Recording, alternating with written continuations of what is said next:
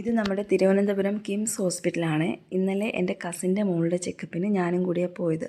അപ്പോൾ ഇവിടുത്തെ പാർക്കിംഗ് എനിക്ക് കണ്ടിട്ട് രസകരമായിട്ട് തോന്നി. വേറൊന്നുമല്ല, ഇവിടെ 2 തരത്തിലുള്ള പാർക്കിംഗ് അവർ പ്രൊവൈഡ് ചെയ്യുന്നുണ്ട്. ഒന്ന് വന്നിട്ട് വാലറ്റ് പാർക്കിംഗ് ആണ്. അതിന് 150 റുപ്പീസാണ് അവർ വാങ്ങുന്നത് പെർ ഡേക്കാണേ. രണ്ടാമത് സെൽഫ് പാർക്കിംഗ് ആണ്, 50 റുപ്പീസേ ഉള്ളൂ. സെൽഫ് പാർക്കിംഗ് ആയതുകൊണ്ട് തന്നെ നമ്മൾ സെൽഫായിട്ട് പാർക്ക് ചെയ്യണമല്ലോ അല്ലേ. അപ്പോൾ ഇവിടുത്തെ മെയിൻ ഹൈലൈറ്റ് ആയിട്ട് എനിക്ക് തോന്നിയത് ഇവിടുത്തെ ബിൽഡിങ്ങുകളെല്ലാം കണക്ട് ചെയ്യാൻ വേണ്ടി അവർ ബ്രിഡ്ജസ് യൂസ് ചെയ്യുന്നുണ്ട്. അപ്പോൾ അതുകൊണ്ട് തന്നെ ഇവിടെ വരുന്ന പേഷ്യൻസിനായാലും ബൈസ്റ്റാൻഡേഴ്സിനായാലും ഈസി ആയിട്ട് ആക്സസ് ചെയ്യാൻ പറ്റുന്നുണ്ട്. അപ്പോൾ അതുപോലെ തന്നെയാണ് ഇവരുടെ പാർക്കിംഗ് സ്പേസും ഇവർ മാക്സിമം യൂട്ടിലൈസ് ചെയ്തിട്ടുണ്ട്. നമ്മൾ ഇത് കാണുമ്പോൾ തന്നെ നമുക്കത് മനസ്സിലാവും. ഞാനിതിന് മുന്നേ തിരുവനന്തപുരത്ത് ഇങ്ങനെ ഒരു പാർക്കിംഗ് കണ്ടിട്ടില്ല. നിങ്ങൾ ആരെങ്കിലും കണ്ടിട്ടുണ്ടെങ്കിൽ കമൻറ്റ് ചെയ്തേക്കണേ. അപ്പോൾ ഇത് തിരുവനന്തപുരം കിംസ് ഹോസ്പിറ്റലാണെന്ന് പറഞ്ഞല്ലോ. അണ്ടർഗ്രൗണ്ടാണ് പാർക്കിംഗ് വരുന്നത്.